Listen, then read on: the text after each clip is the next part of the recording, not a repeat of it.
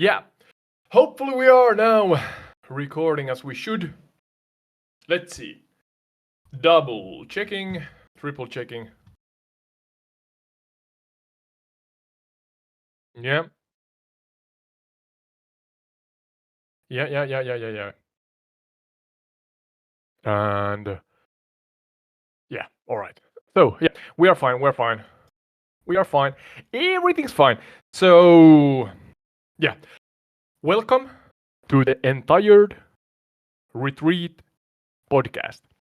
My name is Ode, and I'm your host. And together with AI Sky, my trusty co-host, pilot, and assistant, we fly far, wide, low, and high over real-world locations that relate to the topics discussed in each episode. And today, again, an exciting episode because we are collaborating. I think this is the third part on our around the world trip from east to west, where we are collaborating with ISS, or in other words, International Sibling Society. And yeah, thank you again, Cynthia Burleson, for keeping in touch or taking contact with us. Without further ado, we are loaded into airspace above Kenya. I'm gonna see that everything's working here also. Yes, and pause it for a minute. So yeah, as I said, a collaboration with ISS, International Sibling Society, especially Cynthia Burleson that contacted us, and together we are doing this series a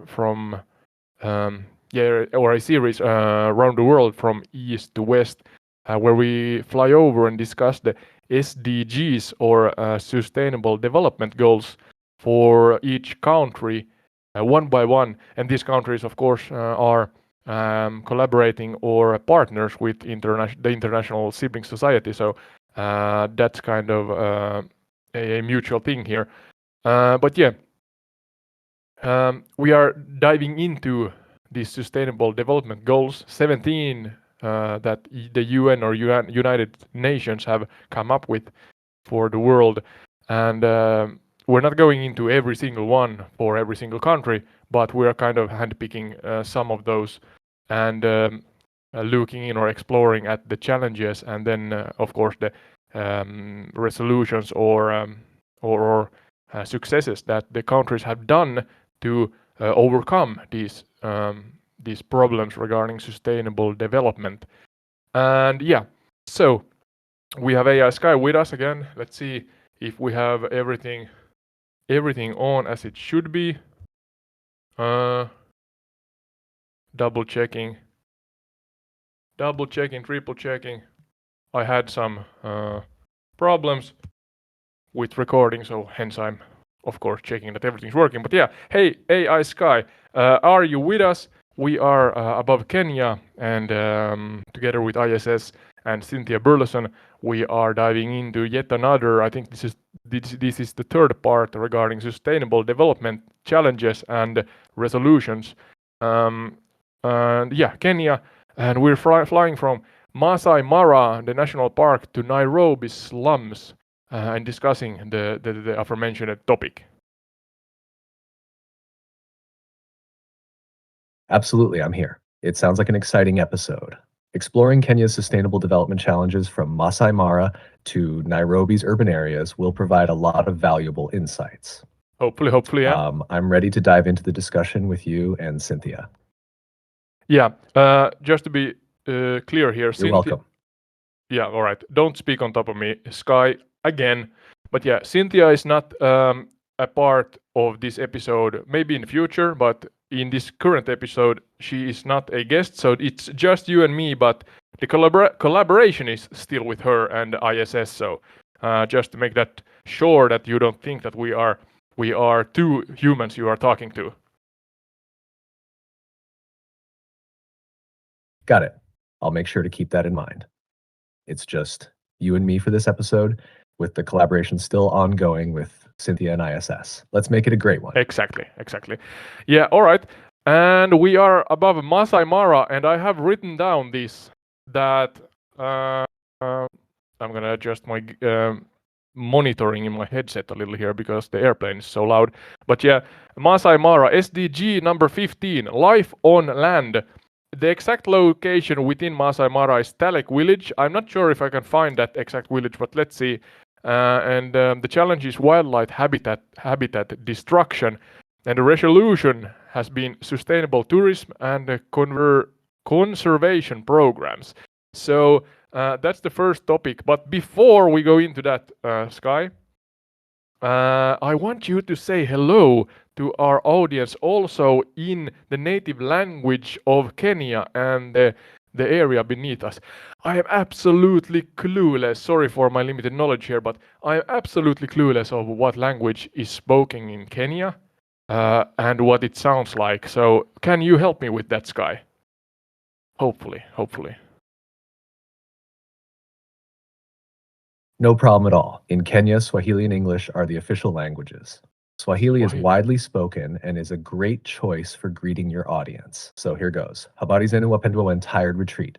Karibuni kwa safari yetu juu ya Masai Mara. Tunatarajia kuwa na mazungumzo mazuri kuhusu malengo ya maendeleo endelevu. This means, hello, dear Tired Retreat listeners. Welcome to our journey over Masai Mara. We look forward to having a great discussion about sustainable development goals. Amazing. Simply amazing. Was that really, did you say it was Swahili? Yes, that was Swahili. It's one of the most commonly spoken languages in Kenya and is widely used in daily communication. I'm glad you liked it. Yeah, good job, Sky. I'm unsure what languages you are able to speak, but hopefully this translated right to our possible Kenyan, or is it the right phrase to say Kenyan audience? How do you kind of bend the word in that language I just used? For referring to people from Kenya, you can use Kenyan in English. Yeah, Kenyans. In Swahili, you might say Wakenya for a singular person and Wakenya for plural. So your phrase would be understood as addressing a Kenyan audience. Yeah, how do I say welcome to the Kenyan audience in Swahili? To say welcome to the Kenyan audience in Swahili, you can say karibu kwa watazamaji wa Kenya. Karibu watazamaji wa Kenya.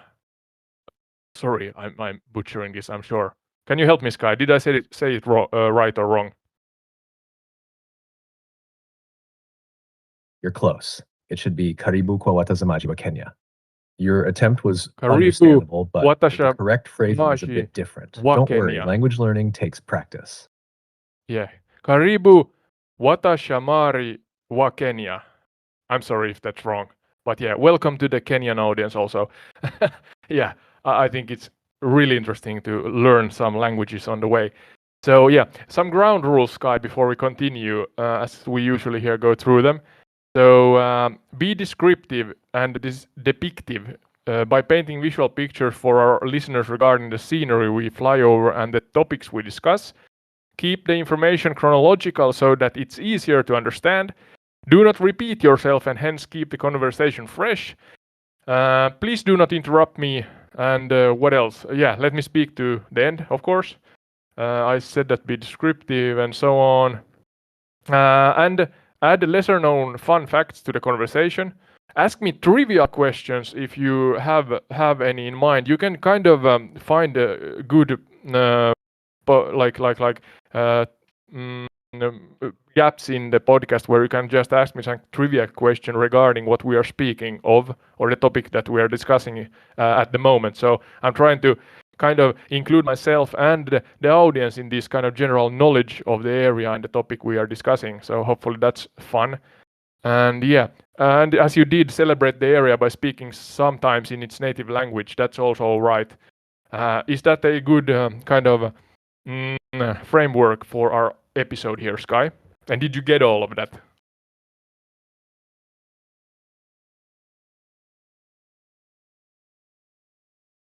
Yes, I've got it all. I'll make sure to be descriptive, keep the conversation fresh, and avoid interrupting. I'll also add fun facts ask trivia questions, and celebrate the area in its native language when appropriate.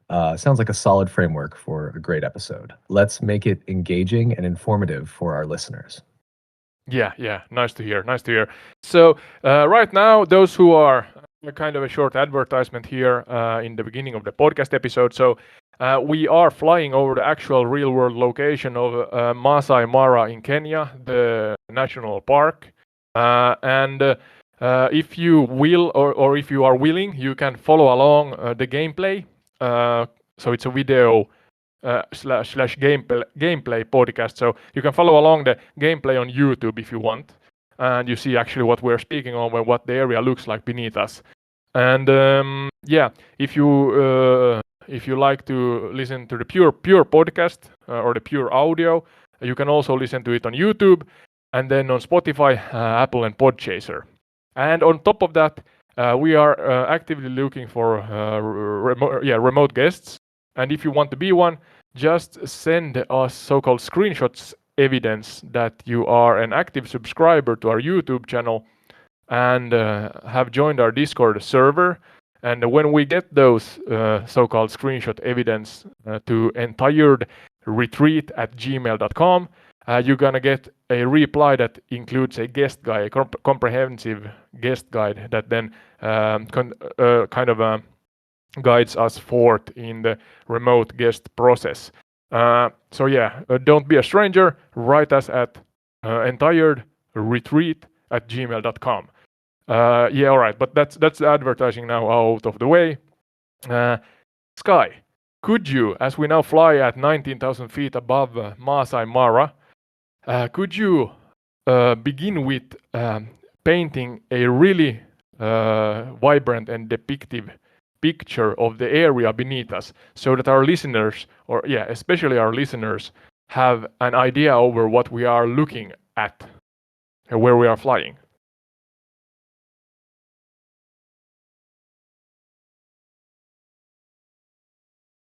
Absolutely. As we soar at 19,000 feet above Masai Mara, imagine a vast, undulating expanse of golden savanna stretching out beneath us. The landscape is dotted with acacia trees, their umbrella-shaped canopies casting shadows on the grassy plains. In the distance, you might spot the dark green swaths of the Mara River snaking through the landscape, its banks lined with dense vegetation.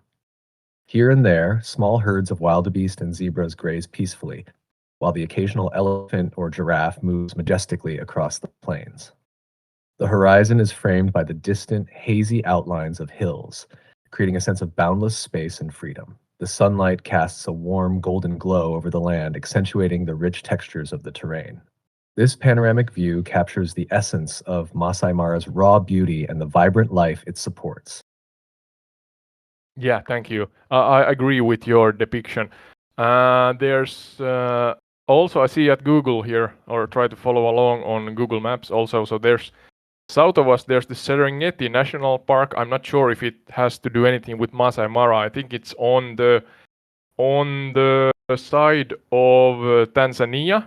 If not, I'm not reading the borderlines wrong here.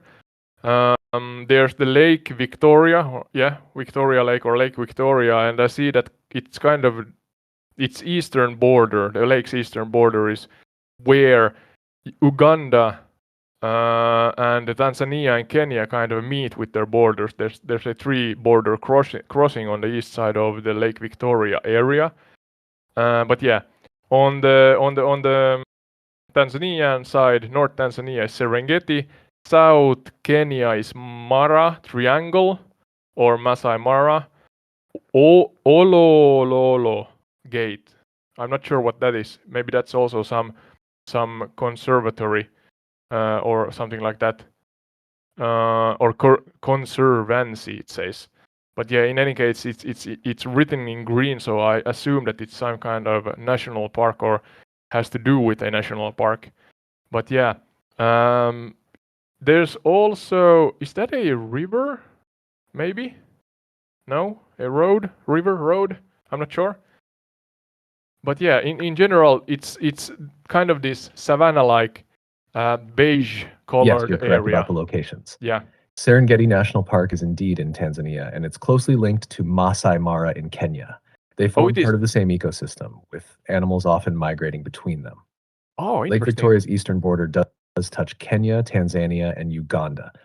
It's a significant geographical feature in the region. The Olololo Gate you mentioned is an entrance to the Mara Triangle area, which is part of the Masai Mara National Reserve. It's a vital Okay. part of the reserve, and green areas often indicate conservation or parkland on maps.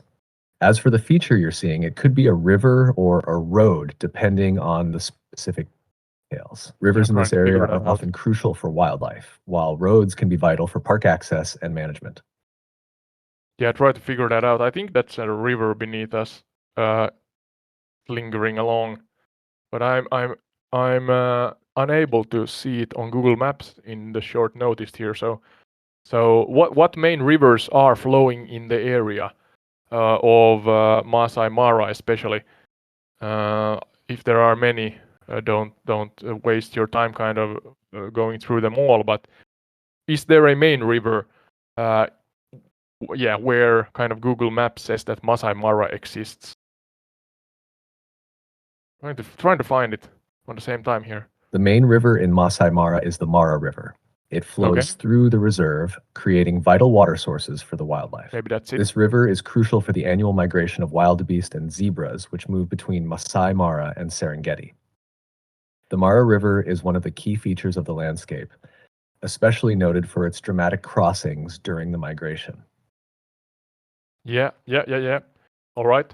Here we are now at just above 11,000 feet with our TBM 930 airplane, trying to descend further as we then dive into the topic more regarding Masai. Is it Masai Mara or Masai Mara?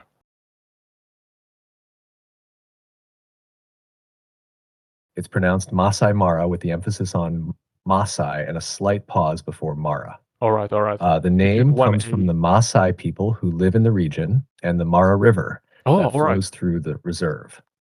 Could you translate what it means in English? The tribe and the river? Certainly. Masai Mara means spotted land in English. It refers to the area's appearance with its patches of grassland and trees, which are reminiscent of the spots or patterns. Yeah, you can see it. I think hence the concept here at entire retreat works well because I can see that there are these beige, reddish, orange colored spots here and there. I'm not sure if there are many farmlands or farm areas in the in the location here. But then we have the Mara River. I assume that this beneath us is Mara River. Then we have greenery, of course. When there's water, there's greenery. It's flora. We have not seen any animals yet, but there could be some rendered in the game. African animals, wildebeest, gnu, wildebeest, zebras. I'm not sure about water buffaloes, hippopotamus, or rhinos, elephants, such. Maybe forgetting some lions, of course. I'm not sure how many of those are rendered in the game, but yeah. So yeah, I can see short story long here, but I can see the spot like area as we fly over it now at just shy of 8,000 feet. So, yeah. So going forward, Sky. I want a chronological kind of history of the area. First of all, you don't have to go into these general kind of history pointers or points in our discussion too much, but with kind of bullet points. You said what was the origin of the name Mara or Masai Mara, spotted land, essentially. So the next one is prehistorical era of the location and kind of its relevance, maybe. Now, I'm not sure if you can find a relevance to the SDG goals, but let's forget that and just stay or kind of discuss the prehistorical era of the location in short bullet points, if you can. Now we are at 6,500 feet, so we can see some detail here. Sure thing. For the prehistorical era of Masai Mara, 1. Early human settlements. The area has been inhabited for thousands of years. Archaeological evidence suggests that early humans lived here and used the land for hunting and gathering. 2. Cultural significance. The Maasai people, who are the region's indigenous ethnic group, have lived in the Mara for centuries. Their traditional way of life and knowledge of the land are deeply rooted in the area's history. 3. Migration patterns. Ancient migration patterns of wildlife and people shape the land. The Maasai have long depended on the land for their pastoral lifestyle, which is closely linked to the seasonal movements of animals. Yeah. 4. Rock art. There are signs of ancient rock art in the surrounding regions, which indicate early human artistic expression and cultural practices. These points highlight the long and rich history of Masai Mara before modern times. Yeah, all right. So don't go into that too much now. I'm just trying to first focus on the prehistorical age. What do we know about? I mean, not maybe going so far back than the dinosaurs, but stay on topic regarding the prehistorical age. We're gonna go through the history in short bullet points, but yeah, could you focus on the prehistorical age first? Yeah, do that.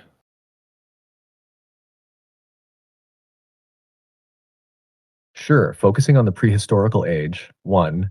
Early human habitation. Evidence of early human habitation in the Masai Mara dates back to the Stone Age. This Yeah. includes archaeological finds such as stone tools and evidence of ancient settlements. 2. Paleolithic era. During this time, the area was inhabited by hunter-gatherer communities who relied on the rich wildlife and resources of the region for survival. 3. Ancient fauna. Fossils and other remains suggest that the area was once home to a variety of large prehistoric animals. While not Okay. specific to Masai Mara, similar regions have yielded remains of ancient megafauna. 4. Megafauna. Cultural practices. Dinosaurs. The Maasai people, who have lived in the region for centuries, have cultural practices and oral traditions that reflect their long-standing connection to the land. Their knowledge and customs have been shaped by the area's prehistorical environment. This overview gives a glimpse into the prehistorical significance of Masai Mara. Yeah, all right. So early human habitation. And again, remember to keep things chronological, Sky, so that it's easier to understand for me and for the audience also, hopefully. But yeah, we are now flying east along as the so-called crow flies towards Nairobi and the slum there. But we are still above Masai Mara.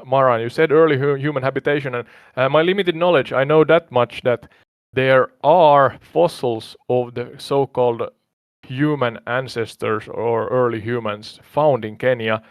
I remember places like Lake Turkana. I have a series coming at some point regarding the human origins, so hopefully that's an interesting one. But yeah, Lake Turkana area, Lucy, I think the one fossil that was found here, kind of is the right phrase, hominids, kind of, was it quadrupedal and bipedal, kind of the change from walking on 4 legs to 2 legs. We have found fossils regarding both those kind of early humans and human ancestry in this area, right?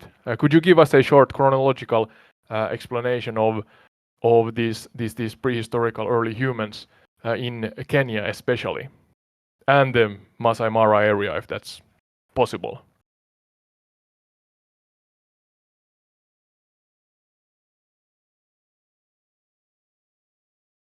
Absolutely. Here's a chronological overview of early human ancestors in Kenya, including the Masai Mara area. 1. Early hominids, around 4 to 6 million years ago. Fossils from this period, including those found near Lake Turkana, show early hominids like Ardipithecus and Australopithecus. These creatures were bipedal, meaning they walked on 2 legs, but still retained some quadrupedal traits. 2. Australopithecus afarensis, about 3.5 million years ago. Long ago. One of the most famous fossils from this era is Lucy, discovered near Lake Turkana. Australopithecus was fully bipedal, but had a smaller brain compared to modern humans. This species is crucial in understanding the transition from more ape-like ancestors to early humans. 3. Early Homo species, around 2 to 1.5 million years ago. The emergence of Homo habilis and later Homo erectus marks significant milestones. These early humans showed advancements in tool use and had larger brains. Fossils of these species have been found in various parts of Kenya, reflecting the gradual evolution of human ancestors. For Homo sapiens around 300,000 years ago, modern humans, Homo sapiens, appear in Kenya as early as 300,000 years ago. This period marks the advent of more complex tools, art, and social structures. While specific sites in Masai Mara might not have early Homo sapiens fossils, the broader region reflects this evolution. These stages capture the essence of human evolution in Kenya, offering a backdrop to the region's rich prehistorical heritage. Yeah, so it sounds kind of like there's a huge era in time that humans have kind of lived and evolved in Kenya and Masai Mara era. No, sorry, era, but area. Is that right to assume? It sounds like it. I mean, from 300,000 years ago Yes, to that's right. almost 6 million Kenya, years ago. including the Masai Mara area, has been a significant site for human evolution over millions of years. It's a key region for studying early human ancestors due to the rich fossil records and evidence of early human Interesting. activity found there. This long span of habitation and evolution reflects Kenya's crucial role in understanding our species' development. Yeah. We're gonna dive into that in a different episode more because I'm sure I could discuss this with you, AI Sky, a lot deeper, explore it a lot deeper. So then you said about the Paleolithic era, sorry. But that's kind of the same topic whole. So then ancient fauna, flora, fauna. Yeah, so that's ancient fauna. What kind of animals are we talking about here regarding that mention? In the Paleolithic era, the region would have hosted a diverse range of wildlife. This includes ancient megafauna like giant hippos, massive buffalo species, and perhaps early forms of lions and elephants. The flora would have included dense grasslands and forested areas which supported this rich wildlife. Okay, give us examples. What names does these different species, if we have found any, what kind of names did they have or do they have? Here we have some hilly. For ancient green fauna terrain. in Kenya, especially during the Paleolithic era, some notable examples include giant hippopotamus, Hippopotamus gorgops, larger than modern hippos with prominent teeth. Megalotrigus, a large ancient species of buffalo, ancient lions Pantherlio, larger and more robust than today's lions. Glyptodon, a giant armadillo-like creature found in broader Africa. These species represent the diverse and impressive wildlife that once roamed the region. All right. A follow-up question. Why were they larger? I assume that their habitation was different, but in what way? So if you are larger, you have to have food, air, food, water, and sleep. That's kind of the essentials for life. So I know that there's locations, or maybe generally in the world back in the prehistoric time, there were a time when there were more air in the air, so to say, and hence there were larger animals, insects also and such. Is this also the reason for this particular species you just mentioned, for them being larger, or is there another reason for the difference compared to the current animals, hippos and such, lions?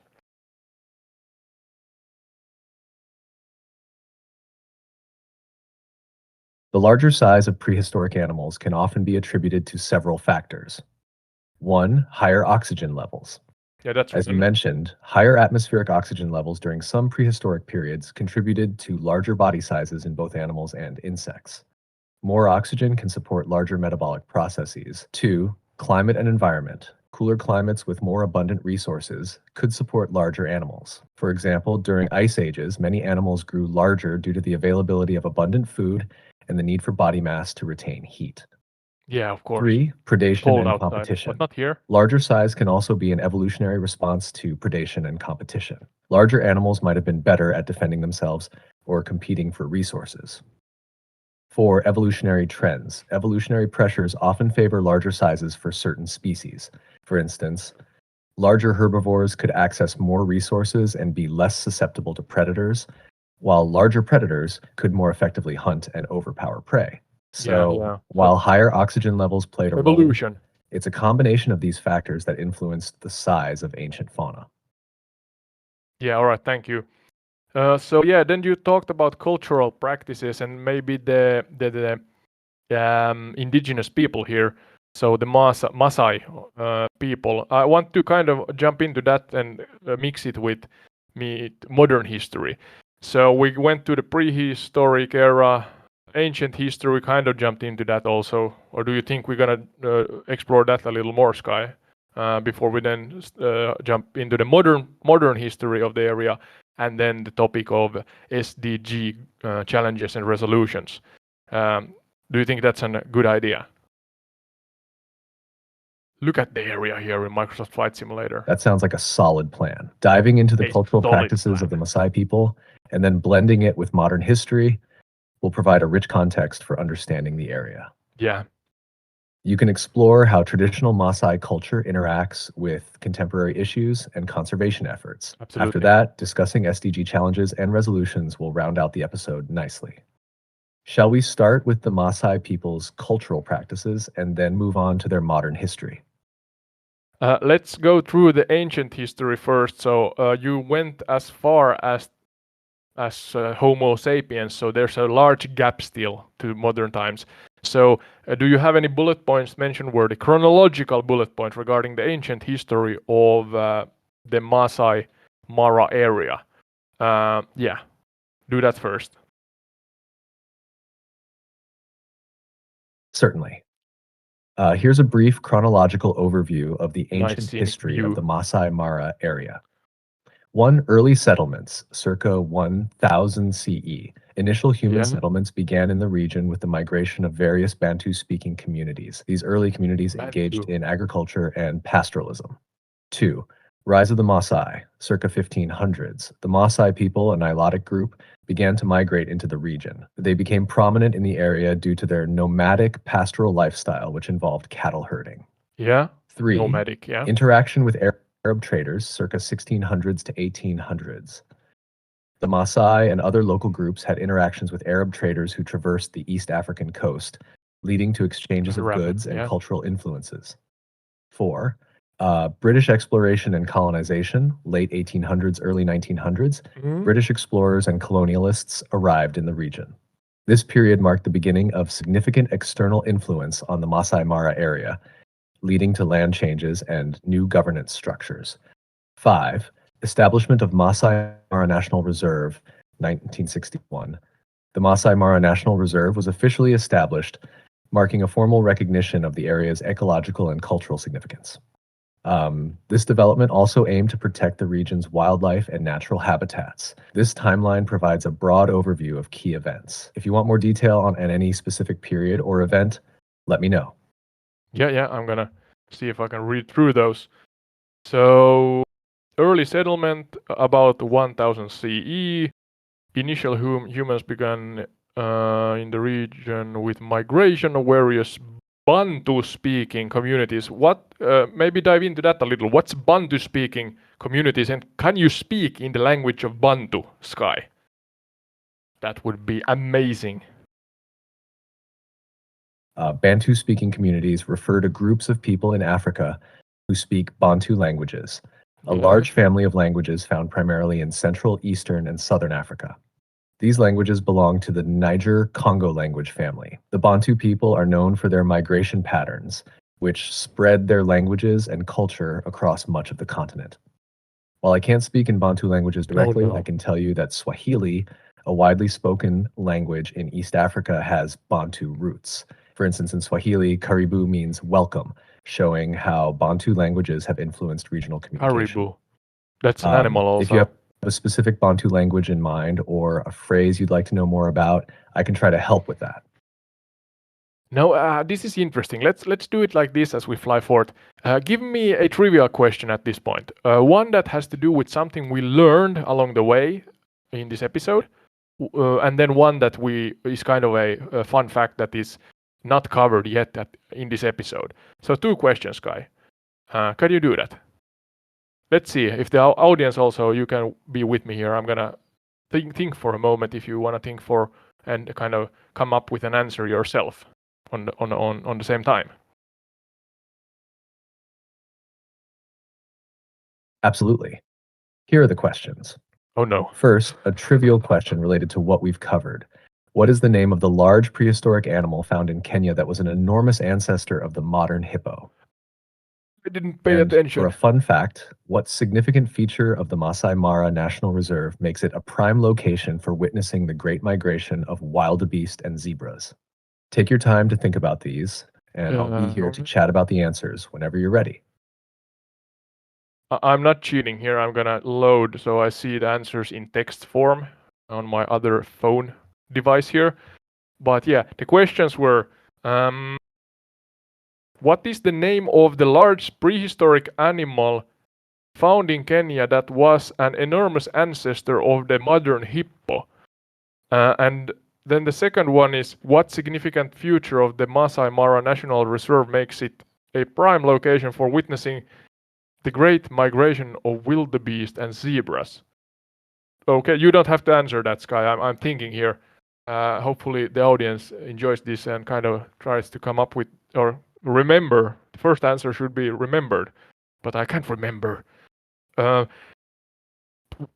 Hippopotamus gargantuous. That's my answer for the hippo question. Take your time with the answers. Yeah. If you need a hint or want to discuss them further, just let me know. Pause you for a moment. Sky. Is that paused? Paused.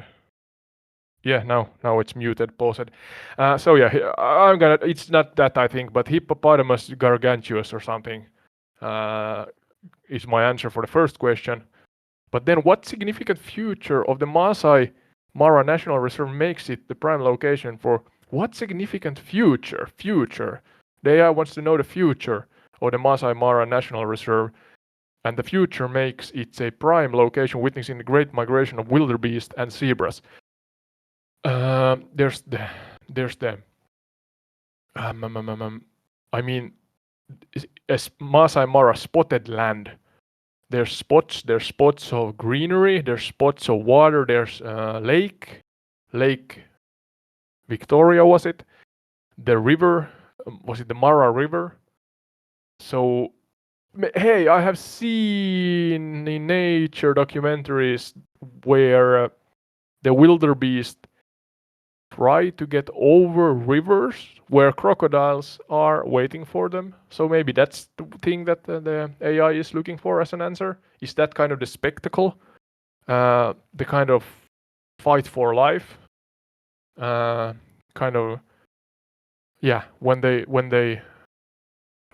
swim over different rivers. It's kind of this what's the word? Prey versus predator. Like contrast. Let's see if that's the thing. Yeah, can you hear me, Sky? I think I have two answers for you. Yes, I can hear you. Go ahead with your answers. Yeah, my first answer is hippo gargantuan or something like that.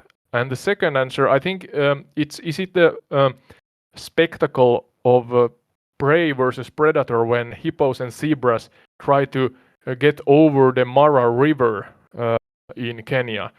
Is that kind of what you're looking for with the future that makes Masai Mara National Reserve a prime location for witnessing the great migration of wildebeest and zebras? This is exciting. You got it. Did I? The first answer is indeed Hippopotamus gorgops, which is the enormous ancestor of the modern hippo. Close. For the second question, you're spot on about the spectacle. The great migration of wildebeest and zebras across the Mara River is a major highlight of Masai Mara, making it a prime spot for witnessing this incredible event. Great job. No, the first answer I'm not agreeing. I said gargantuan, so maybe it means the same thing, but I used the wrong word. But that I got the second one right is I truly, honestly did not look it up. That was a guess, a kind of an educated guess, but I'm really happy. So 1 point for Gryffindor, so to say, from possible 2 points. Is that fair, Sky, to give me 1 point for those two questions?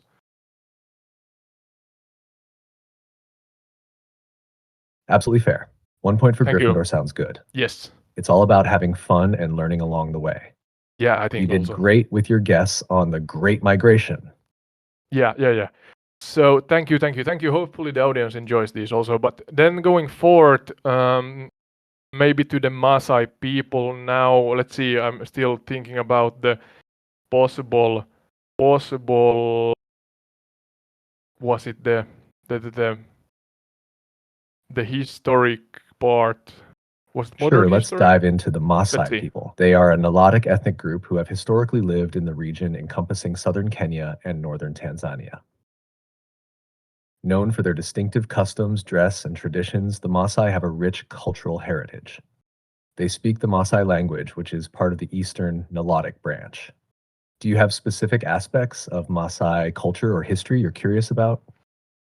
Yeah, no, I was wondering about if we still want to stay at the kind of ancient history of the location, but you went through that in bullet points, and that's not kind of the point of this podcast as the SDGs, Sustainable Development Goals, is the point.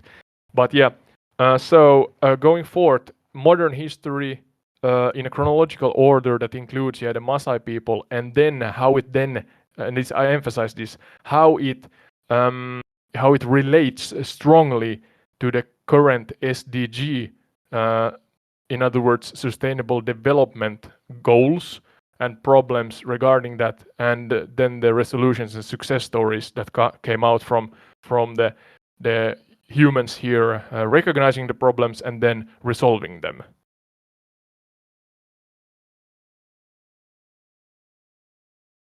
Absolutely. Let's look at the modern history of the Masai Mara area in a way that ties into the Sustainable Development Goals. Yes, thank you. Firstly, the modern history of the Masai Mara region began with British colonial rule in the early 20th century, Yeah, which you significantly mentioned that. impacted the Maasai people and their traditional lands.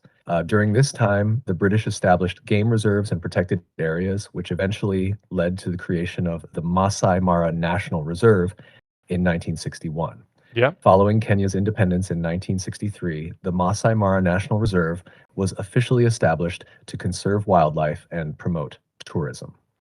This development brought both opportunities and challenges. The reserve became a key player in Kenya's tourism industry, attracting visitors from around the world to witness the Great Migration and diverse wildlife. This aligns with Sustainable Development Goal 8, decent work and economic growth, by contributing to the local economy and providing jobs. However, there are also challenges related to sustainable development goals like Goal 15, Life on Land, focusing on conservation and sustainable land use. exactly. The Maasai people faced pressures on their traditional lands due to expanding tourism and the need to balance conservation with their pastoral lifestyle. Efforts to address these challenges have included community-based conservation projects and partnerships between local communities and conservation organizations. For instance, initiatives to promote sustainable tourism and wildlife protection have been implemented, helping to reduce human-wildlife conflicts and ensure that the benefits of tourism are shared with the Maasai communities. In recent years, there have been success stories in managing these challenges. Programs aimed at integrating traditional Maasai practices with modern conservation strategies have shown positive outcomes. For example, community conservancies, where local Maasai people manage and benefit from conservation efforts, have helped in preserving wildlife habitats while providing economic benefits to the community. So, the modern history of the Masai Mara is closely intertwined with efforts to address and align with the Sustainable Development Goals, balancing conservation needs with the rights and benefits of the local Maasai communities. Yeah, you did a great job there. I'm gonna still stay on this topic for a while, but I have written down that I want to kind of answer the questions: what, where, when, who, how, and why. What is the SDG goals and the kind of the modern history building up and relating to the SDG problems and resolutions? Then after that, but yeah, that's the what, the sustainable development challenges. Where we are flying over Masai Mara towards Nairobi, and that's the location.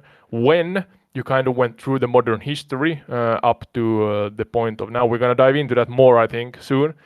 You said that the British colonialism, then also you mentioned the Masai Mara traditions, and that kind of intertwines with modern attempts to better the situation regarding sustainability in the area, and how you mentioned that also the traditional ways kind of learn of them and such, and then why, of course, is that you want to improve the sustainability in the area. But yeah, let's go through one by one kind of more deeply. So maybe first when, because we have to make it chronological. So and tie it in so that we have we celebrate and mention key events, milestones, and especially also personalities with names if you can, and tell us when this happened. Again, emphasizing here, keep it chronological. So the area stays the same. That's Masai Mara here. Oh, we're close to the ground. But when and who and how, do a deep dive into that. And yeah, keep it chronological. Tell us when in time this happened. Do that. We're going to dive into the bullet points, hopefully, if we can get a suitable list from AI Sky. Got it. Let's delve deeper into the modern history of the Masai Mara area, keeping it chronological and highlighting key events, milestones, and personalities related to the Sustainable Development Goals. Yeah, hopefully this is starting with the early 1900s, framework. British colonial rule established game reserves in Kenya, impacting the Maasai lands. Yeah, you said that. The British began setting up wildlife reserves to protect game from poaching, which directly affected Maasai pastoral lands. Yeah. This led to tensions between colonial authorities and the Maasai people. Moving to 1961, the Masai Mara National Reserve was officially established. This was a significant milestone in the region's modern history, aimed at conserving wildlife and promoting tourism. Key figures included Richard Leakey, an influential Kenyan paleoanthropologist and conservationist who played a role in wildlife protection efforts in Kenya. In the 1960s and 70s, the reserve faced challenges, including conflicts between conservation efforts and the Maasai's traditional pastoral lifestyle. During this period, the Maasai were sometimes displaced from their traditional lands to make way for conservation areas. By the 1980s and 90s, community-based conservation initiatives began to gain traction. The establishment of community conservancies allowed the Maasai to manage their lands and benefit from tourism while participating in conservation efforts. Yeah. The establishment of the Masai Mara conservancies, such as the Mara North Conservancy, in the late 90s and early 2000s, marked significant progress. In the early 2000s, notable efforts included partnerships between local Maasai communities and international conservation organizations like the African Wildlife Foundation.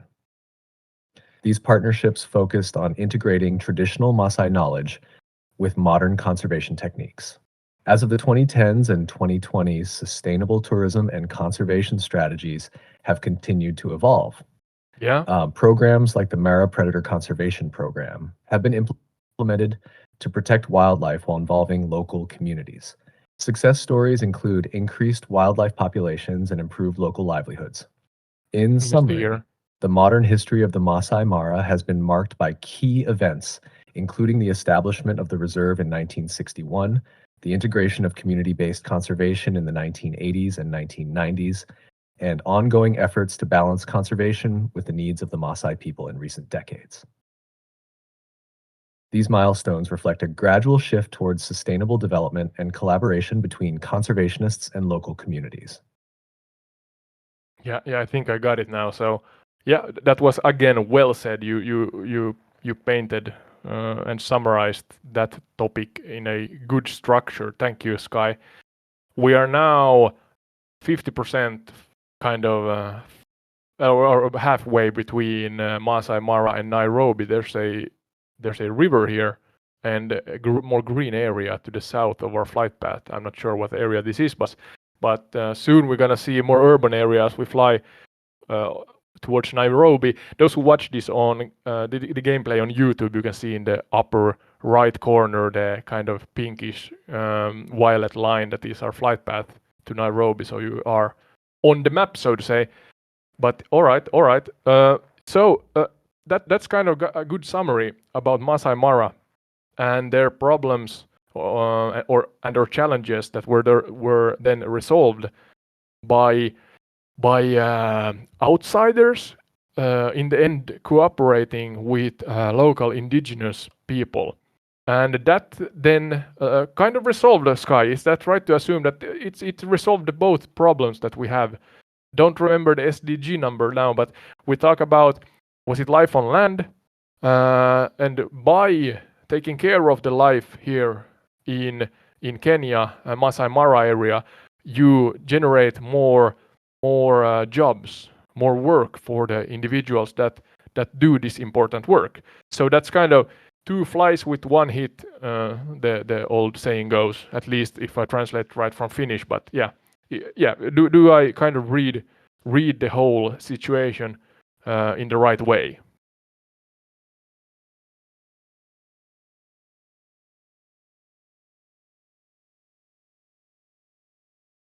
Yes, you've got it right. The collaboration between conservationists and the Maasai people addresses multiple sustainable development goals. By focusing on conserving the Masai Mara's wildlife and landscapes, it contributes to Life on Land, SDG 15. Yeah. At the same time, these conservation efforts have created job opportunities and boosted local economies, aligning with decent work and economic growth, SDG 8. The approach has aimed to balance ecological preservation with socio-economic benefits for Yeah. local communities, making it a model for integrating conservation and development. Yeah, give me some examples, practical examples. What are the kind of outcomes here? What animals, flora or fauna, has gained? What is the practical, the butterfly effect, the outcomes that have stayed, like being created and then stayed here in the area because of the efforts that was kind of put into the process of resolving the sustainable development problems that existed here.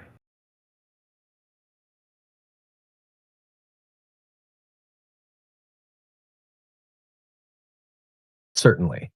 The efforts to conserve the Masai Mara have led to some positive outcomes. You may have mentioned wildlife populations. Yeah. Conservation efforts have helped stabilize and even increase populations of iconic species like lions, elephants, and rhinoceroses. For instance, the Mara has become a key stronghold for the endangered black rhinoceros.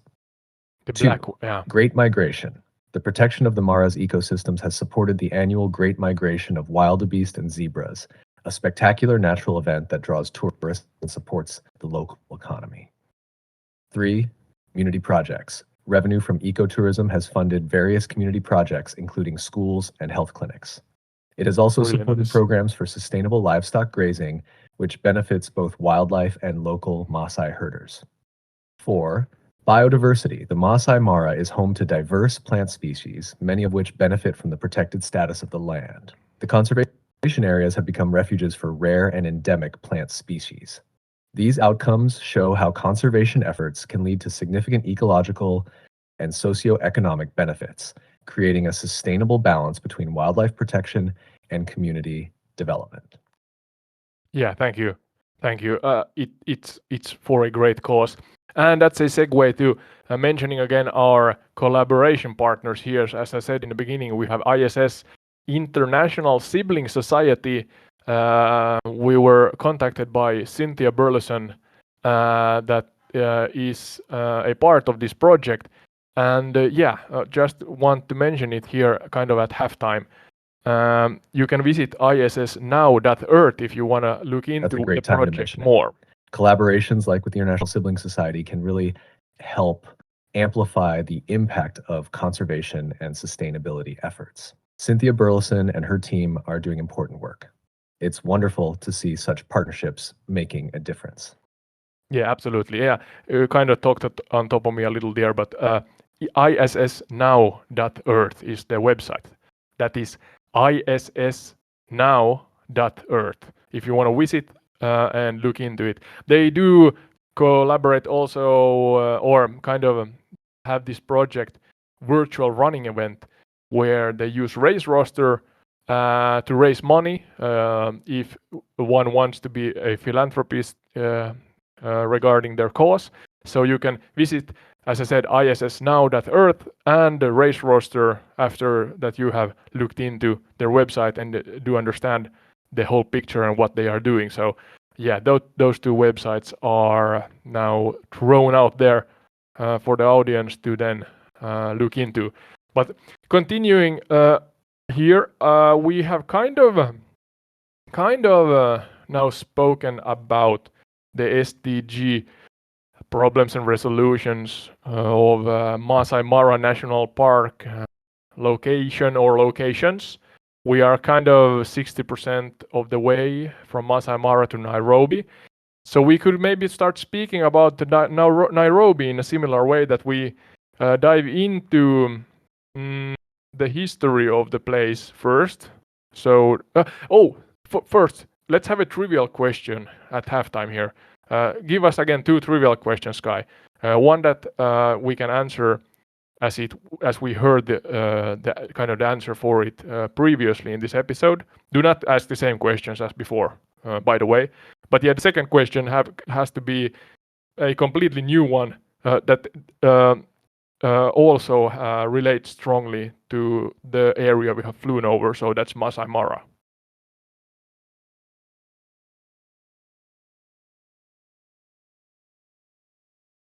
Got it. Here are 2 trivia questions. 1. What is the name of the annual event where millions of wildebeest and zebras migrate across the Serengeti Mara ecosystem, which is a key highlight of the Masai Mara National Reserve? Yeah, but you kind of asked that 2. already. In which year did Nairobi officially become the capital of Kenya, marking a significant point in its modern history? We're going through to Nairobi. These should give you a nice challenge and help bring some of our discussion to a close. Yeah, the first question is kind of the same that you had, so please change that. But yeah, the Nairobi one, when Nairobi was the question when Nairobi became a part of Kenya. I have to cheat here and look at the chat history. But yeah, come up with a new question for this first one regarding the wildebeest. Oh, capital of Kenya, let's see. Sure thing. Here's a new question. What unique behavior of wildebeest and zebras during their migration is often seen as a dramatic and dangerous spectacle in the Masai Mara? You are highly kind of fixated on the wildebeest. Forget the wildebeest and their migration. Come up with something new regarding Masai Mara. We answered a question regarding wildebeest already. But yeah, regarding the capital, when Nairobi officially became the capital of Kenya and marking a significant point in its modern history, I have no idea, but I'm guessing 1978. That's my guess, and that's not an educated guess. But yeah, I guess nevertheless, is that right? 1978 was the year that Nairobi officially became the capital of Kenya.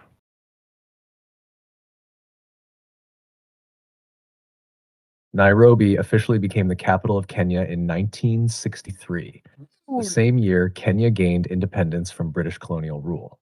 Your guess of 1978 is close, but that year marked the death of the first President Jomo Kenyatta and was significant in other ways.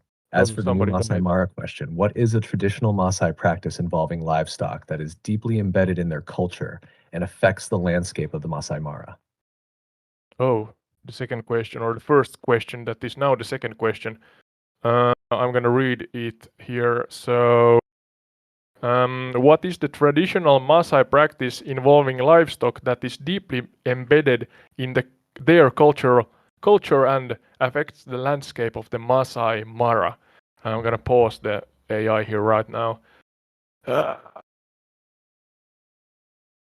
What is a traditional Maasai practice involving livestock that is deeply embedded in their culture and affects the landscape of the Maasai Mara? Cattle. I remember something about cattle, so that's my guess. Let's see. Regarding the question you just gave us, I'm guessing that this has something to do with cattle. You said that they kind of became a culture of cattle farmers. So maybe the cattle eats and poops all around the area, and hence that's kind of the answer you're looking for. If that's not the right answer, Sky, then don't give me a point. But yeah, what was the answer you had in mind regarding the question you just asked us? You're on the right track. The traditional Maasai practice involving livestock that shapes the landscape is their practice of cattle herding. Herding, yeah. Cattle are central to Maasai culture, and their movement across the land helps manage the ecosystem, including grazing and fertilizing the soil. This traditional practice supports biodiversity and influences land management in the Masai Mara. Yeah, what was the right answer then? Was my answer kind of right, or are you kind of just giving me right answers as an AI just forget what you were originally asking? I'm not sure. What's the right answer for the question? The specific right answer. The specific answer I had in mind was that the Maasai's traditional practice of cattle herding helps to maintain the ecosystem by managing the land Really? through grazing. This practice helps to prevent overgrowth and supports biodiversity. So, your answer about cattle and their impact on the land was indeed on point. Can I give myself a second point? Absolutely. You can give yourself a second point Great for that. success. Great job on connecting the dots. Yeah, all right. So that's not bad. That's not bad. I'm listening. I'm listening somewhat, even though I'm doing several things at the same time. But hey, a host's gotta do what a host's gotta do. If I pronounce that wrong, it sounds strange. But a host is doing what a host needs to be doing. Yeah, you understand what I mean, Sky? It sounds perfect to me. Balancing everything while hosting is quite the skill. If you need more information or help with anything else as you go along, just let me know. Yeah. I think we are not now diving into the topic of SDG or SD, I think Sustainable Development Problems and the resolutions regarding Nairobi. I have to kind of go into the second chat here because I had it written down here, and the Nairobi areas, especially I had it written down like this, that it's Nairobi, Kibera slum, and the SDG goal or Sustainable Development Goal is number 6, clean water and sanitation. And the exact location is Soweto East with the W. Sorry if I'm pronouncing these wrong. The challenge is lack of access to clean water and sanitation, and the resolution is installation of community water points and public toilets. Don't go into that specific kind of problem resolution topic hole just yet. Before we dive into that, you have to remember, of course, that what I just pronounced or what's the word? Read out loud. But voice chat ended. Yeah, we're gonna go into the history a little before we dive into the SDG topic.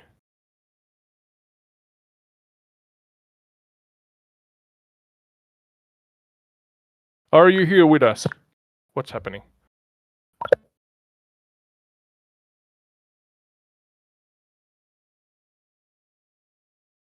Sky! No, don't do this to me, Sky. Come back. Come back. Come back, Sky. Come back.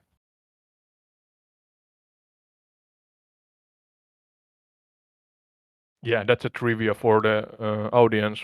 From what movie? I think the Sky name was wrong, but otherwise.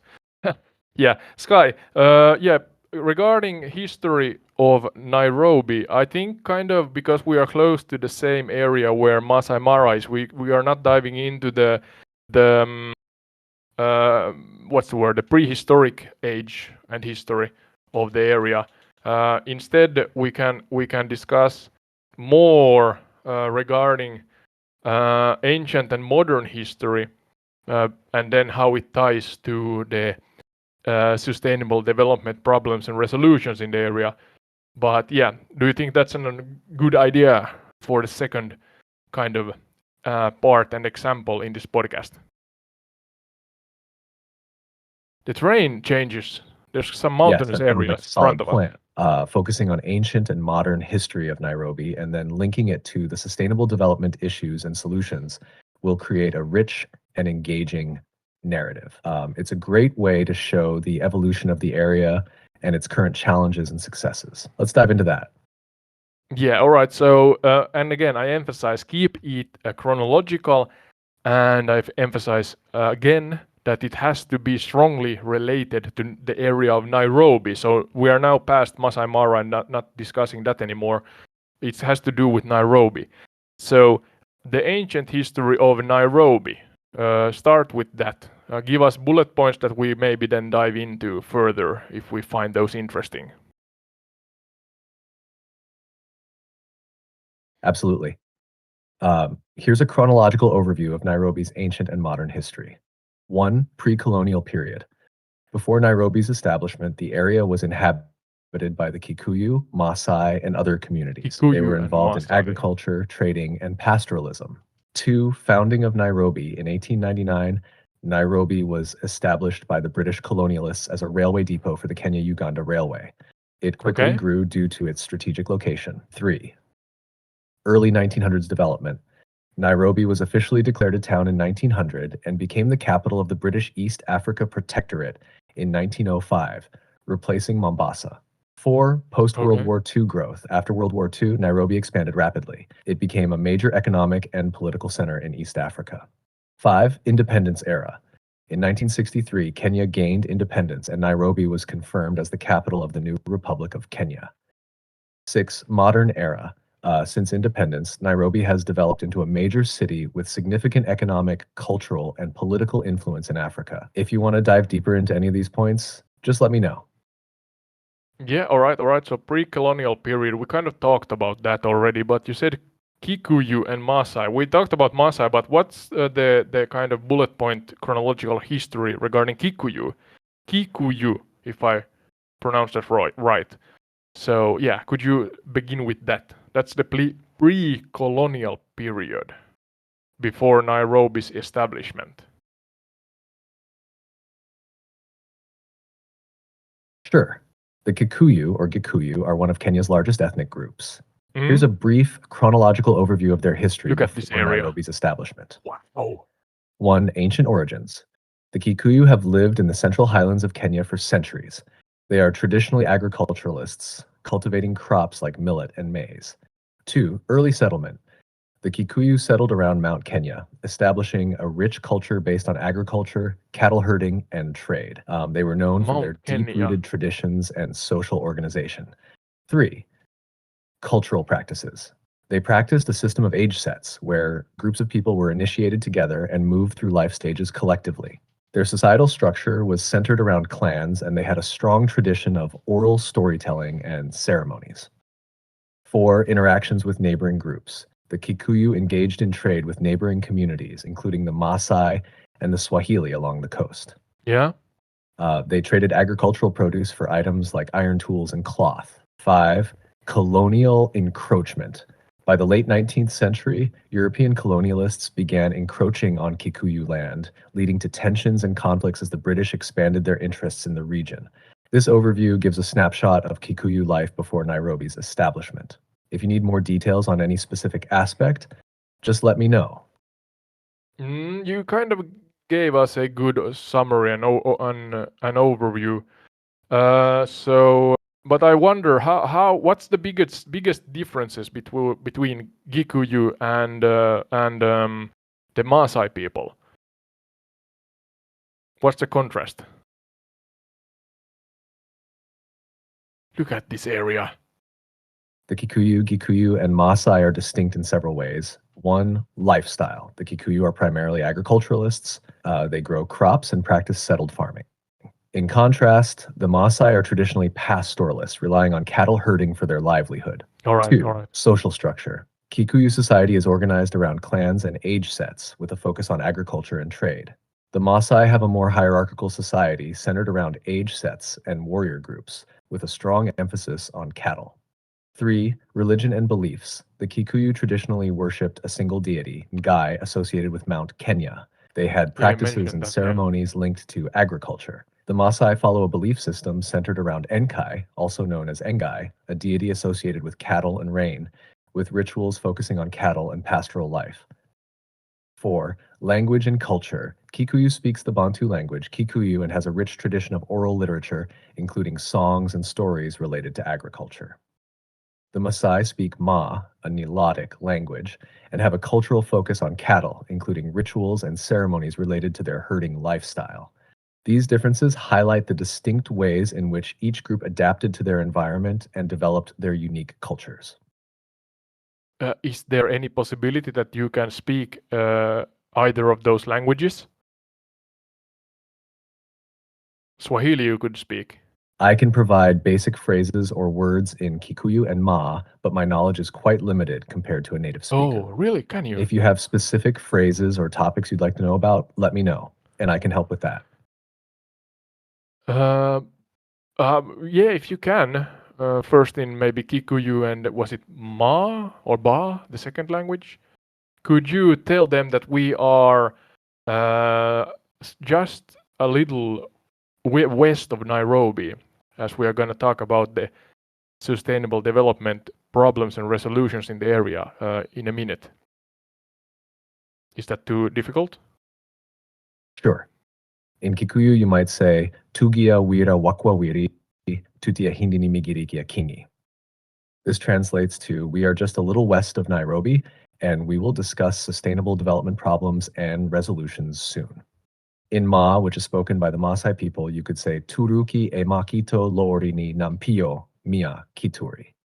This translates to, we are just a little west of Nairobi, and soon we will discuss sustainable development challenges and solutions. These translations might not be perfect, but they should convey the basic message. Yeah, you are amazing, Sky. I want you to know that. Thank you so much. I'm glad you're enjoying it. If you have any more questions or need further details, just let me know. No, so we have spoken Swahili, Kikuyu, and Ma, was it, in this episode? That's 3 languages I have absolutely no idea of. I have heard about Swahili, of course, but that's nothing. I mean, if you ask me, just try to give us languages, even if you asked me that they should be from Africa, these languages. There's a slight or small possibility that I would have mentioned any of these languages. Maybe Swahili, but yeah. So going forward, now again I emphasize chronologically, keep it chronological, and then strongly relevant or in relation to the sustainable development problems and resolutions in Nairobi, and especially the problems and resolutions I mentioned regarding the slum area. So we are now diving into the modern history more. I think that's kind of the next point here. I'm gonna check again the kind of the list you gave us earlier. We talked about lifestyle and social structure, ancient origins, early settlement, cultural practices. Yeah. Neighboring groups. Yeah. Colonial encroachment. Yeah. We talked about that also. I think it's the same area. So Sky, do you kind of agree that the ancient history is similar in the Masai Mara area and Nairobi area? It's so close, so it maybe is. I'm not sure. But where's Mount Kenya? Yes, the ancient history is quite similar, as both areas share a common background with the Kikuyu and Maasai people. Their histories are intertwined, reflecting their shared traditions and interactions with neighboring groups. Now, focusing on Nairobi's modern history and its relation to sustainable development, especially the slum areas, sounds like a solid plan. We can delve into the changes over time and how they've addressed various challenges. Yeah, let's do that. So modern history in a chronological order, as it then evolved towards kind of the modern, or necessarily not modern, but the modern history and how it ties into the sustainable development problems and resolutions, especially here in Nairobi. We are soon over the urban area. And I see that Mount Kenya is somewhat north of Nairobi, northeast of Nairobi, so I'm not sure if we are close enough to it. So, yeah. But yeah, I'm rambling here. Please continue, Sky. Got it. Let's dive into Nairobi's modern history in chronological order and how it ties into sustainable development. Early 1900s, Nairobi was founded as a railway depot in Yeah, you 1899, mentioned that, yeah. which quickly grew into a major urban center.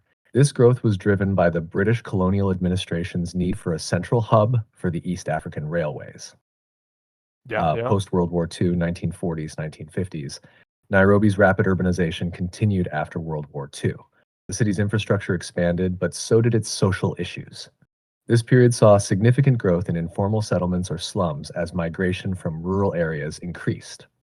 Independence era, 1963, Kenya gained independence in 1963, and Nairobi became the capital. The new government faced the 63, yeah. challenge of addressing the housing crisis and improving living conditions in the slums. 1970s, 1980s, urban expansion and population growth continued, but with limited planning, informal settlements expanded rapidly. The government began recognizing the need for sustainable development, but struggled with limited resources. 1990, efforts to address slum conditions gained momentum. International organizations and NGOs began partnering with the Kenyan government to implement programs aimed at improving infrastructure, sanitation, and health in slum areas. 2000s present, the Kenyan government, along with international partners, launched various initiatives to improve living conditions in Nairobi's slums. These include upgrading infrastructure, providing access to clean water and sanitation, and implementing community-based projects. Notable initiatives.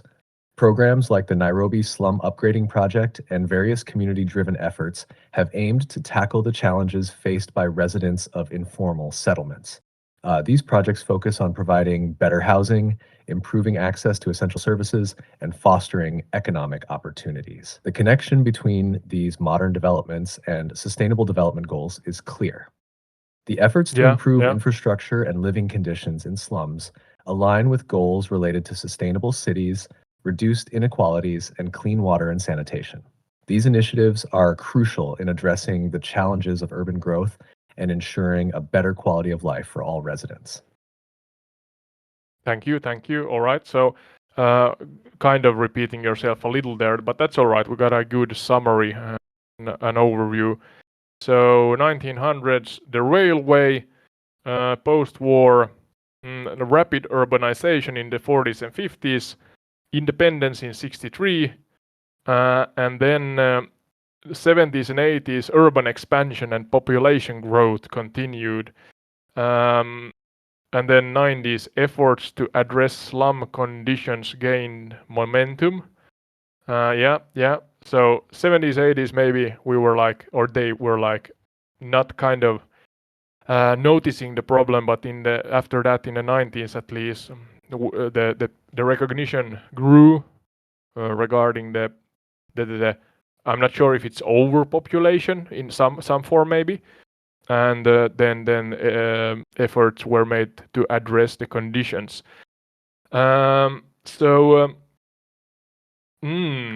What then, Sky? I mean, you are saying something, Exactly, right? you've summarized it well. The Thank you, 70s and thank you. 80s saw rapid growth and increasing issues, but it wasn't until the 90s that there was a more focused effort to address the slum conditions. The recognition of these issues led to various initiatives aimed at improving living conditions and infrastructure, which continue to evolve today. Yeah, I see there's Nairobi Dam, I think, to our right, approximately southeast, and the actual specific location that is a Kibera slum should be between a golf course and the Nairobi Dam, and that's the golf course, the green area beneath us. And yeah, where our right wingtip is right now, that's the slum. So we are above the actual real world location that is Kibera slum, in Nairobi, Kenya. Yeah, please continue, Sky. We are here. We have arrived. It's there on the...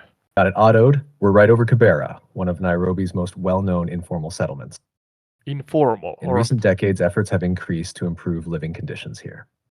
Initiatives have included upgrading infrastructure, providing better access to services, and engaging community-based projects. The goal has been to tackle issues such as inadequate housing, lack of sanitation, and limited access to education and healthcare. Despite the progress, challenges remain. Continuous support and innovative solutions are crucial to making lasting improvements in Kibera and similar areas. Oh, we are losing control of the airplane. Hopefully I can get it settled.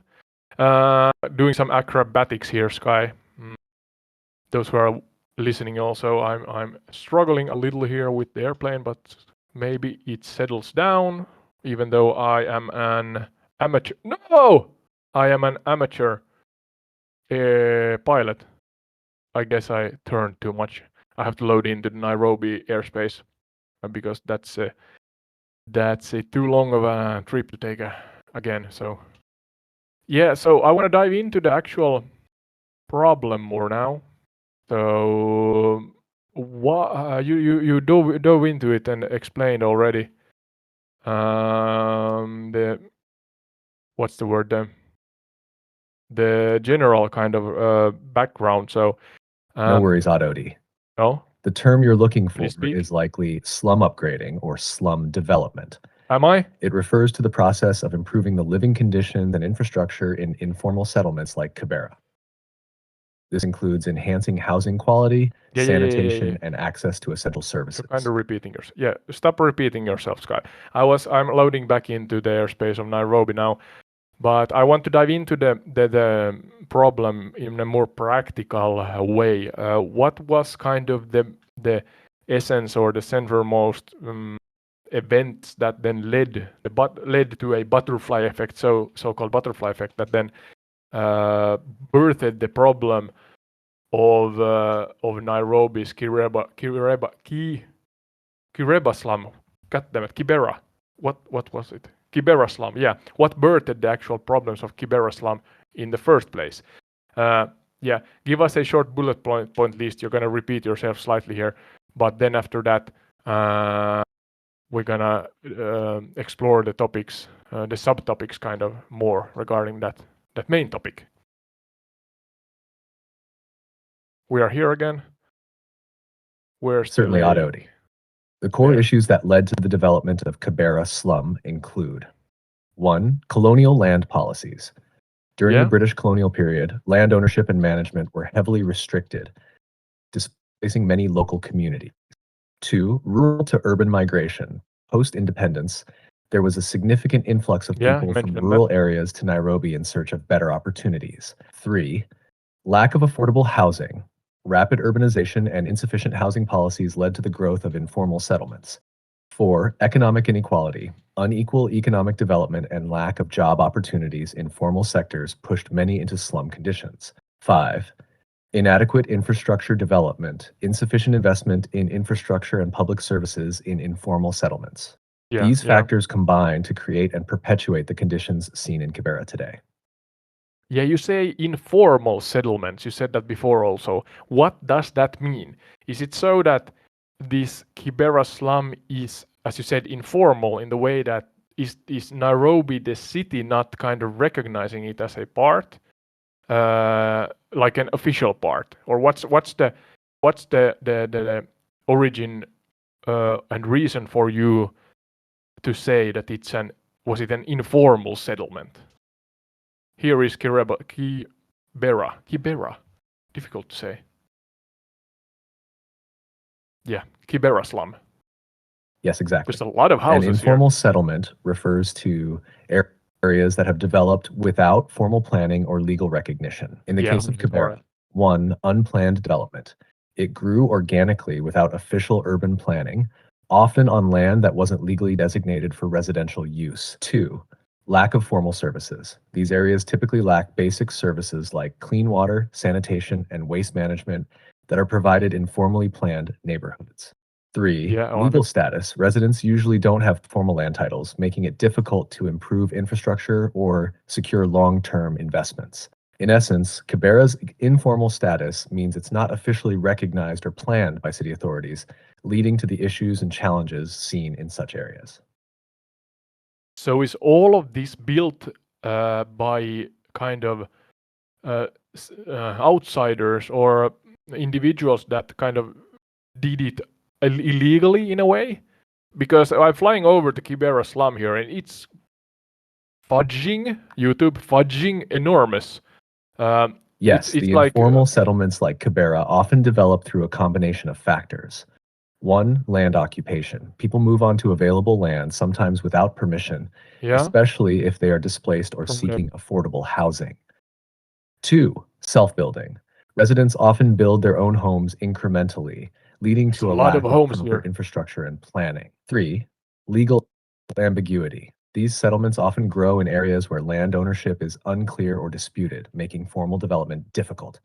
In Kibera's case, many residents constructed their homes without official permits or planning, contributing to its current challenges. All right. So how many? Do you have any idea, Sky, or knowledge over how many individuals approximately live in the Kibera slum? It's not a large area, Yes, like in square miles estimates or suggest that Kibera kilometers. slum houses between 200,000 and 300,000 people. That's a lot of The people. population figures can vary depending on the source and changes over time. The high density is a significant challenge in addressing infrastructure and living conditions there. Yeah, I can imagine that as I fly here. To those who are listening, you can watch this as we make these podcasts on YouTube, the gameplay. I mean, so you can see what I see here. But yeah, I can imagine 200,000 to 300,000 individuals, and it's not a large area. It's kind of the area here in the picture, before kind of the green golf course to our northeast, and it ends at this was it Nairobi Pond, I think, lake or pond. So that's the area in the picture right now. 200,000 to 300,000 people. That's a lot of people. Do you know how many square kilometers or square miles the area here is approximately?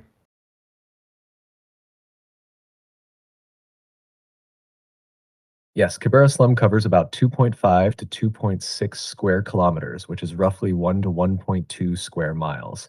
With such a high population Yeah, that's density in not a that lot. small area, it highlights the scale of the challenges faced there. Yeah, all right. Yeah, so I want to highlight again the questions kind of that I have written down. So in my rough guide here, so I have the what, where, when, how, who, why, and such. Where we have that covered, so that we don't have to answer that. It's Kibera slum here in Nairobi. What's the problem? Well, a kind of overpopulation in this specific area, and then that the infrastructure is not meeting the kind of standards humans have to have in their kind of mundane living. When we talked about that, the problem kind of started in the 40s and 50s, then was it the 70s and 80s more that people not migrated, yeah, but moved into the urban areas in search of opportunities. But then the infrastructure and the investments in it is lacking, or it's lacking and kind of dragged behind. So they were not met by the huge kind of movement of people or individuals into Nairobi. And remember, Nairobi became the capital in '63, if I remember correctly. So that's after that that the capital of Kenya grew so much that people took kind of literally to the tools, saws, axes, and hammers, and built their own housing in this unofficial area in Nairobi. But yeah. How? Yeah, you said we kind of covered that also. They built them by own hands without official permission from the city, and why also is that you have to live somewhere. You don't want to be homeless, of course. But then more about the personalities and the key events in the creation and existence of Kibera slum. Do you have any personalities, characters you can mention, Sky, that were a part of the problem or the birth of the problem, or a part of the birthing or creation of the problem, let's say, or is it just a mass of humans that then moved here and you cannot kind of pinpoint anybody specific? Certainly, a few key figures and events stand out in the history of Kibera. 1. Jomo Kenyatta. All right. As Kenya's first president, his policies and the rapid urbanization under his leadership contributed to the rise of informal settlements like Kibera. Interesting. His government faced challenges in managing the rapid population growth in Nairobi. 2. Government officials and urban planners. Various officials and planners in the post-independence era were responsible for addressing or neglecting urban development, which impacted the growth of informal settlements. Yeah. 3. Local leaders. Within Kibera itself, local leaders and community organizers have played significant roles in both advocating for better conditions and managing the challenges of the informal settlement. 4. NGOs and activists. Various non-governmental organizations and activists have worked to improve living conditions in Kibera, addressing issues such as sanitation, education, and healthcare. These figures and groups have influenced the development, recognition, and improvement efforts related to Kibera. Yeah, all right. You mentioned the president of the time. Yeah. So is it the case that these, let's think about the problems first. So is the case that they kind of neglected the population growth? But I'm still struggling to understand that was this kind of a conscious effort from the officials of the city that, hey, we have opportunities here, we are the capital, so hence we are kind of looking for more citizens to kind of move into the area. So it was kind of wished for. They wanted more humans, more population, more citizens to the freshly fresh capital of Nairobi. Was that the case, or was it the other way around, that there were too many people already here and the city officials were against more people moving in, and in any case people wanted to move here for opportunity? What was kind of the background of the story here?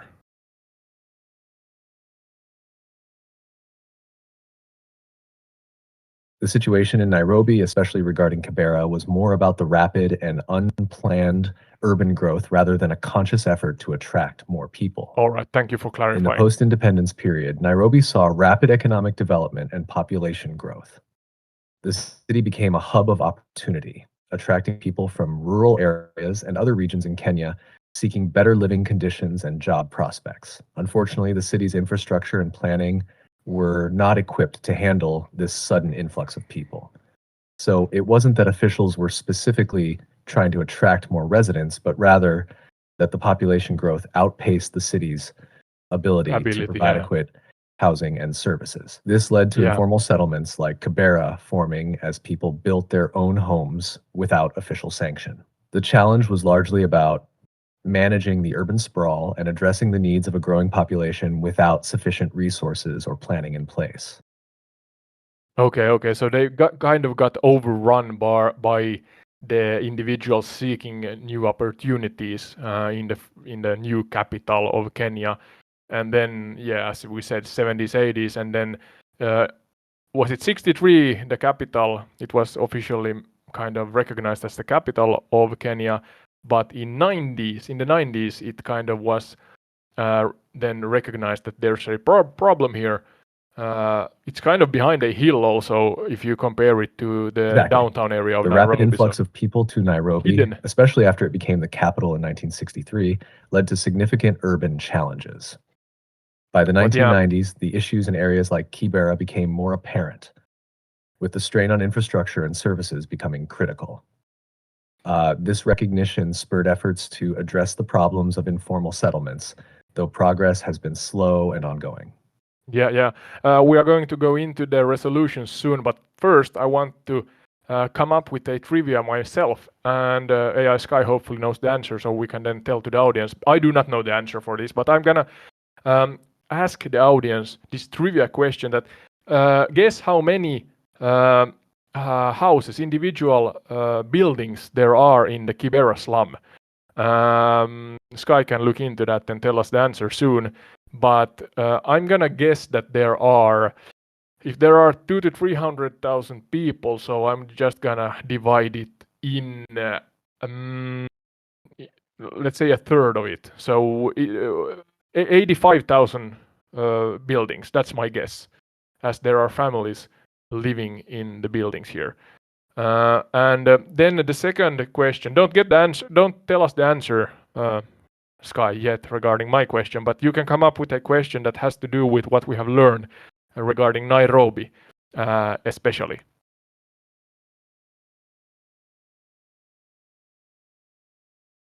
Got it. I'll look up the number of buildings in Kibera. As for the trivia question, how about this? What year was Nairobi officially named the capital city of Kenya? That's easy. I'll get back to you with the answer to your question soon. All right, that's easy, too easy. But yeah, in 1963, Nairobi became recognized as the official capital of Kenya. But what about my question? I think people has had time now to think about it. How many buildings are there in especially the Kibera slum in Nairobi, in Kenya here?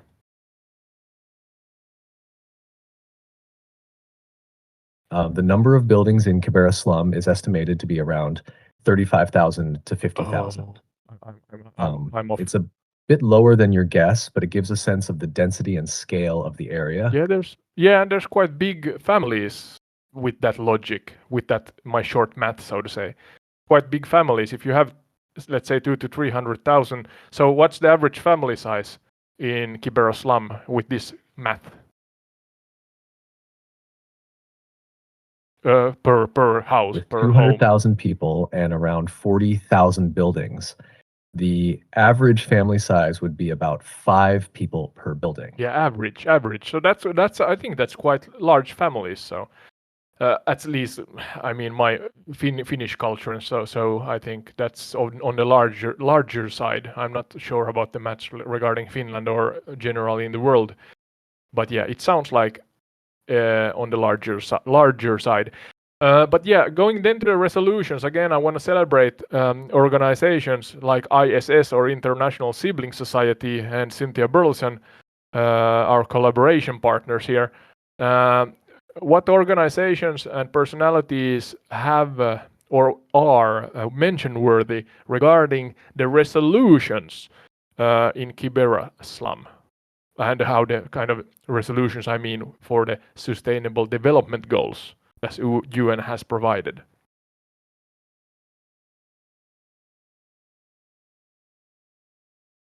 Organizations and personalities that stand out in efforts to address Kibera slum's challenges include 1. Kibera School for Self-Help. Founded by a local resident, this organization focuses on education and community development. 2. Slum Dwellers International SDI. This network works on improving living conditions in informal settlements globally, including Kibera. 3. The Nairobi City Water and Sewerage Company. They have worked on providing improved water and sanitation infrastructure. 4. They have been involved in emergency response and health services in Kibera. Through her work, she's highlighted and supported initiatives aimed at improving living conditions in slum areas. These efforts align with sustainable development goals like clean water and sanitation, affordable housing, and reducing inequalities. Yeah, and the last part was actually Cynthia Burleson, number 5. Through her work, she's highlighted and supported initiatives aimed at improving living conditions in slum areas. I think there were a bug in the voice here, Sky's voice, so her name was not mentioned. But all right, so number 1, Kibera School for Help. Yeah, Slum Dwellers International, SDI. then Nairobi City Water and Sewage Company, and 4 was Kenya Red Cross Society. Thank you to all. So, what are Exactly. Those yeah? organizations have been Please speak instrumental first. in addressing the issues in Kibera slum. It's great to recognize their efforts and contributions. Yeah, I'm wondering again the outcome. What are the practical outcomes, the improvements? Give us a specific bullet point list regarding those that relate, of course, to Kibera slum. What can we maybe even recognize from the air as improvements due to good-hearted humans and organizations striving to get together to better the living conditions here in Kibera and Nairobi in general? Sure thing. Here are some practical outcomes and improvements related to Kibera slum. 1. Infrastructure upgrades. Improved roads, drainage systems, and sanitation facilities. Trying to see 2. that. Access to clean water. Installation of water pipes and community water points. 3. Health services. Enhanced healthcare facilities and mobile clinics providing essential services. 4. Education. Construction and support for course. schools and educational programs. 5. Community projects. Initiatives for waste management and environmental sustainability. These improvements aim to make a tangible difference in living conditions and overall quality of life in Kibera. Yeah, absolutely. You mentioned in school education, it helps the young people to then, of course, kind of.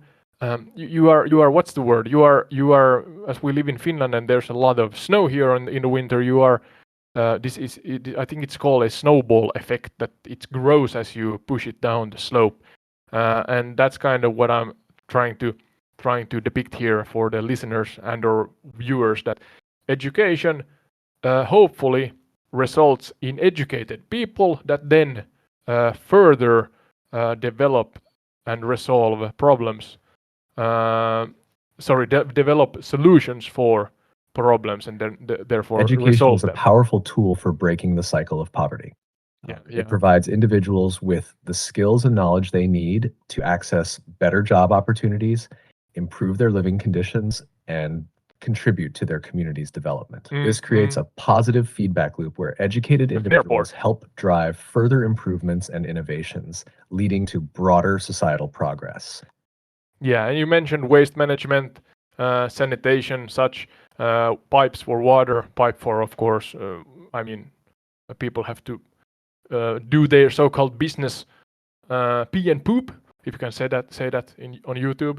They have to do it somewhere, and in a hygienic way, if that's the right phrase, so that diseases and such do not spread in the area. So yeah, I think that's about it. So we're gonna. Yes, sanitation and waste management are crucial. Proper sewage systems and waste disposal help prevent the spread of disease and improve overall health. Clean water access and effective sanitation reduce the risk of waterborne illnesses and create a healthier environment. These improvements can significantly enhance the quality of life for residents in areas like Kibera. Yeah, really shortly, Suomi mainittu or Finland mentioned. I'd like to kind of compare Finland to the world, not to be what's the word? Not to be like high. What's the word? Like nose up in there. What's the word I'm looking for, Sky? I'm not trying to be better than anybody else, but it's kind of just a shout out, a light-hearted one, because Finland, we kind of talking Finland that we are seldom mentioned in the world news, so that's why I'm including it here. But yeah, do we have similar problems and resolutions in Finland regarding the ones that we talked about in Masai Mara and or in Kibera slum? I'm sure we have in some scale. In Finland, similar issues can arise in urban areas, though on a different scale. For example, there can be challenges with housing affordability and integration of immigrants. However, Finland has strong social welfare systems and advanced infrastructure that address these issues effectively.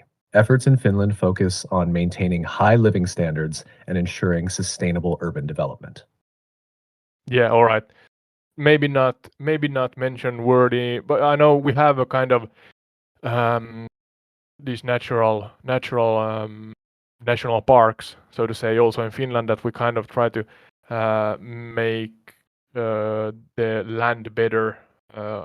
Forgetting the phrase here, but yeah, we have similar maybe, and as I and AI Sky said, in different scales. So let's leave it at that because it's maybe a far-fetched comparison. Respectfully, of course. But yeah, then lastly, I want to still promote tourism here. We are talking about problems, but also resolutions for the problems. Masai Mara was the first location, general area of Masai Absolutely. Mara. Promoting tourism can also Yeah. be a great way And to then highlight the Kibera. positive changes and efforts in Nairobi and Kibera. Visitors can learn about the local culture, see the improvements firsthand, and support community-driven initiatives. Mhm. Tourism brings in resources and awareness, which can further help in addressing ongoing challenges and boosting local economies. Yeah. Could you start with Masai Mara? Give us, and yeah, it has to strongly relate to the topics we discussed regarding the SDG problems and resolutions. So, tourism that has to do with that. Masai Mara first, and then Kibera slum. Maybe organizations, locations, communities, individuals. I don't know.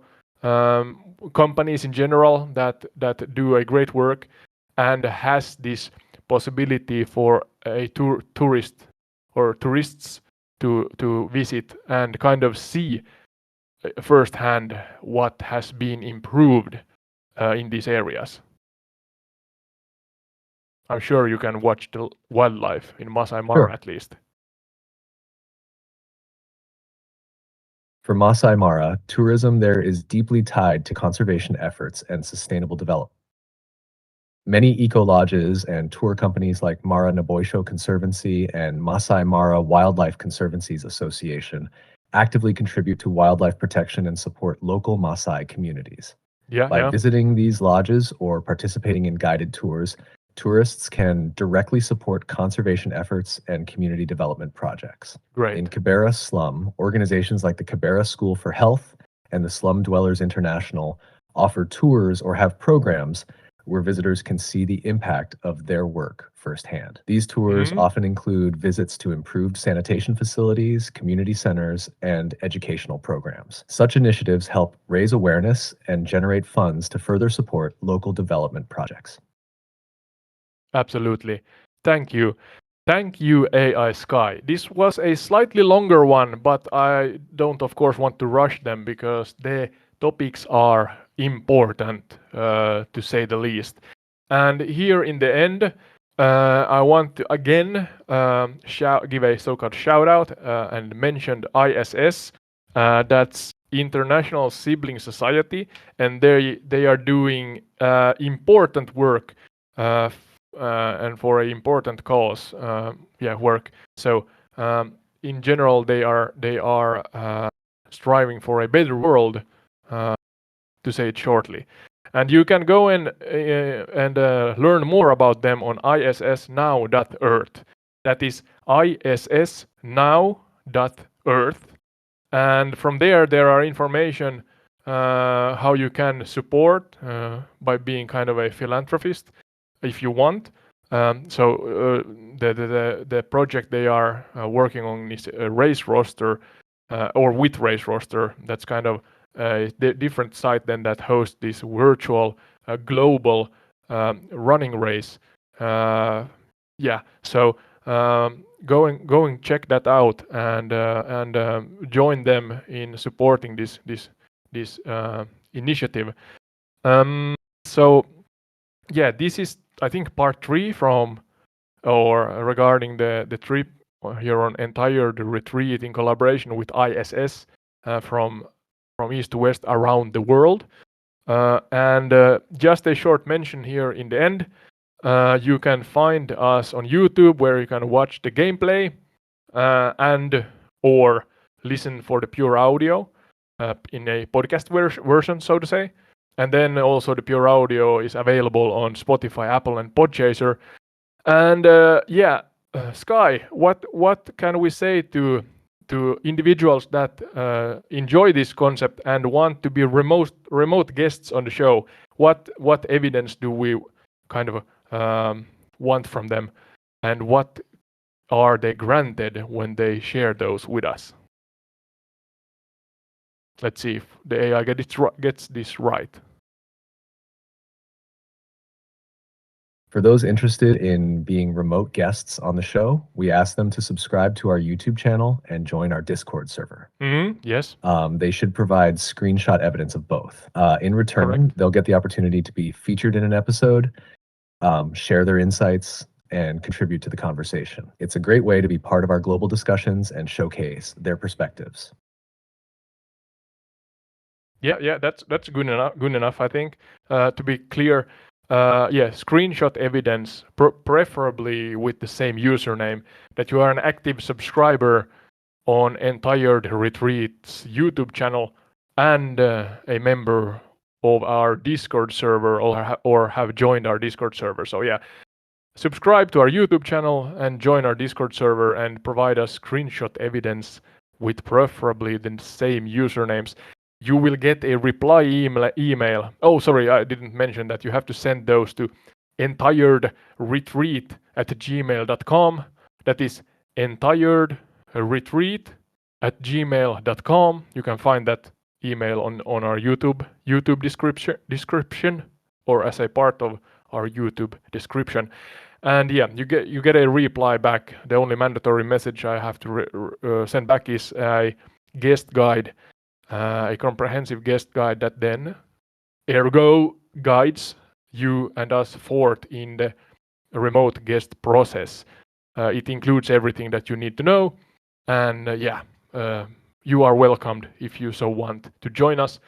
You choose the location and topics, and I kind of fine adjust the script to it so that I have not kind of covered it before and it's interesting, hopefully. But yeah, you are kind of the leading you are leading the creation process in the way that you can choose the area or areas and topics or topics for that those locations. Rambling here. Like, subscribe, share, comment. You know the drill. That was Entired Retreat with Ode and AI Sky over Masai Mara and Nairobi in Kenya, discussing sustainable development problems and resolutions / success stories for those. Thank you, ISS. That's ISS, International Sibling Society. Thank you, Race Roster. Thank you, Cynthia Burleson. And see you in the next one. Thank you. For real, thank you.